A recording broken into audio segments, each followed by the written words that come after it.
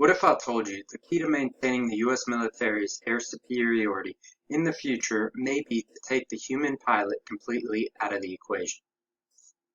Hello everyone, my name is Chris Kalari, and today I'm going to be talking to you about autonomous UAV technology and how the U.S. military can use this technology. To start, I'd like to begin with how big of an innovator the U.S. military has been with UAV technology.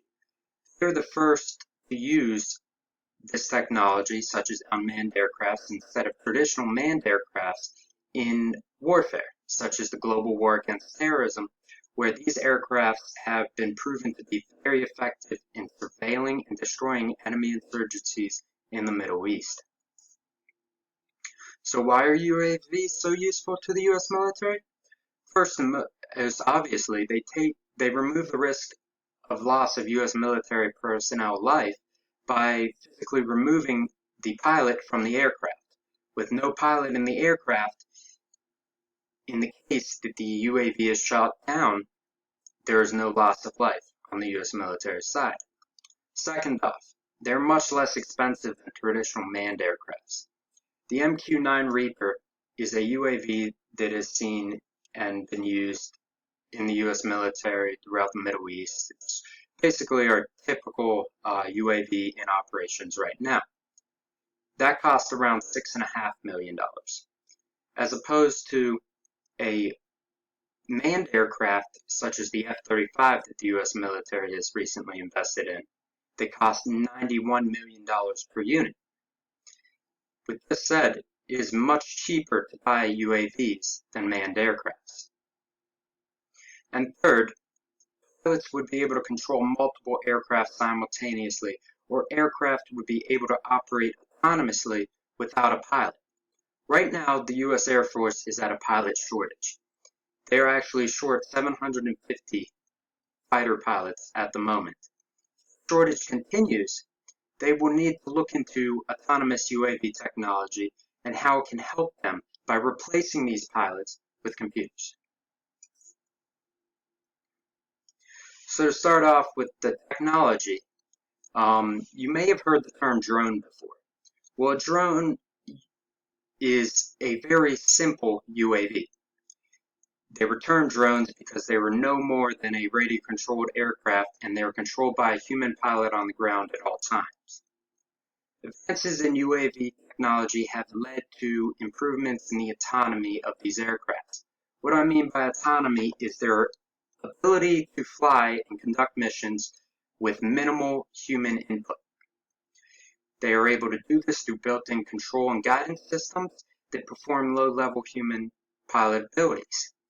The UAVs currently in service are semi-autonomous, meaning that they require a remote pilot on the ground, but they have features that allow them to fly almost on their own with very little input from that individual.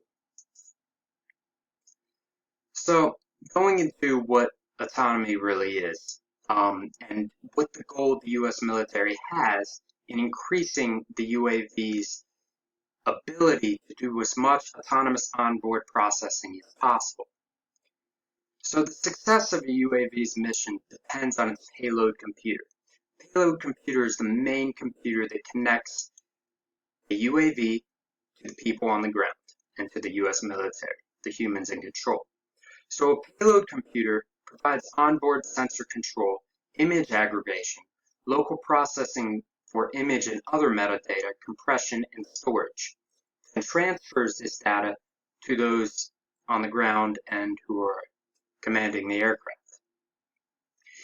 The better a UAV can process all this information and send it down to the people on the ground is how much autonomy that computer can do.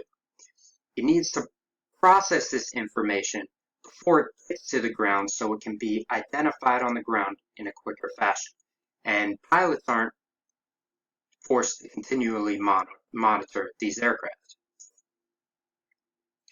So when I talk about fully autonomous UAVs, so this is a matter of discussion, and the U.S. military has actually already invested in these projects. They invested heavily in a project called Paradix, which successfully dropped over 100 unmanned, fully autonomous UAVs out of an F-18, and they flew and conducted a mission without any human input, and then that data was collected and then could be reviewed by human operators after the mission was complete. Another example is the U.S. Navy's LOCUST system, which is a more expensive, more high-tech UAV, but it operates in smaller groups than of 100. So the benefit to these UAVs is it makes it almost impossible for an enemy to shoot down all these different UAVs that are surveilling them simultaneously instead of a single, much more expensive UAV flying overhead that the enemy can easily target. Autonomous UAVs are able to self-navigate, communicate, and process information through onboard hardware and software without almost any human control. So now I'd like to go into the competitive environment the U.S. government has created for the companies that manufacture UAVs. The four big companies within the U.S. are General Atomics, Northrop Grumman, Textron, and Boeing. These four companies control 66% of the UAV market.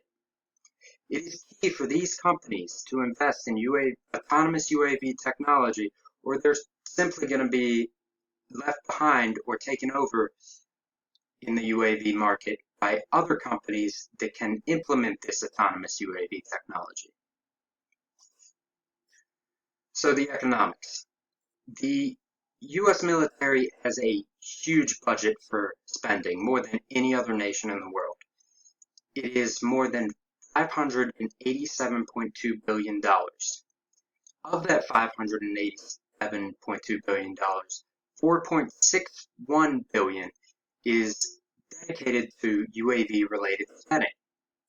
And of that $4.61 billion, $525.3 million is dedicated to UAV-specific research, such as projects like Paradix or the Navy's LOCUST, that cost actually not that much money to implement. Looking at the Paradix program, it only cost $20 million. If $20 million of research could successfully drop 100 Paradix fully autonomous UAVs from F-18s that can successfully conduct the mission, imagine what $525.3 million can do in the future. So for implementing these UAVs into the U.S. military, you come up with a couple of challenges.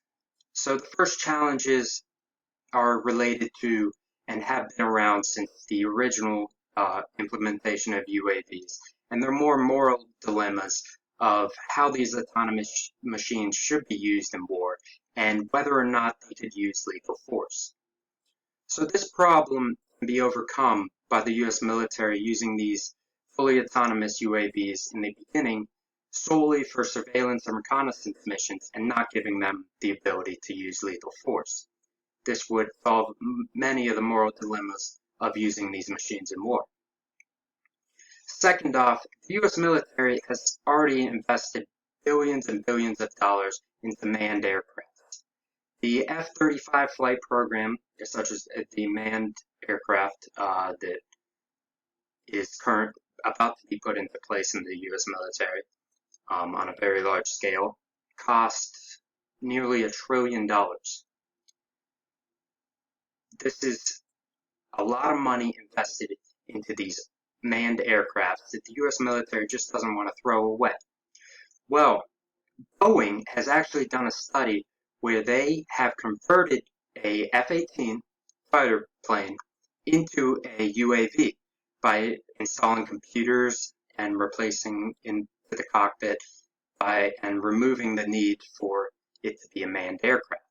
So in the future, if we're still at a pilot shortage and we still have all these F-35 aircrafts that we invested in, we can technically convert them into UAVs if that is needed. Okay, so now to go into the advantage of implementing autonomous UAVs. First off, they're extremely cost effective. The U.S. Navy's LOCUST system, a fully autonomous UAV, costs about $15,000 per unit. That's opposed to $6.5 million for a remote piloted UAV such as the MQ-9 Reaper. Second off, there's a huge pilot shortage in the U.S. military. The Air Force is right now experiencing a pilot shortage that has them short 750 pilots for their fighter program. If this shortage continues, the U.S. military is going to have to adopt changes into UAV technology in order to maintain air superiority around the world. Next, they can be used to support ground troops. The U.S. Marines wants to implement autonomous UAVs that each battalion would have, and they release these UAVs, and the UAVs fly overhead as they're conducting missions and provide on-time, in-traffic data that they can use on the battlefield as they are fighting. Also, and this would be in the future because right now this autonomous UAV technology is not quite as good as actually putting a manned pilot in an aircraft. But it can eliminate human error as this technology gets better and better. What I mean by this is these UAVs don't, or the computers in UAVs don't experience a lot of human effects of flying in an aircraft, such as G-forces, which would allow them to fly at much higher speeds and be more maneuverable because they wouldn't risk the pilot passing out because of these G-forces. So now I'd like to end with the likelihood of the U.S. military implementing fully autonomous UAV technology. I think it's extremely likely in the future. Right now we're at a pilot shortage. It's extremely cost effective. We've already gone and experienced what semi-autonomous UAVs can do for us in the Middle East. I believe, and the U.S. military has already invested heavily in this subject. Thank you. That is all I have for today. Please let me know if you have any questions.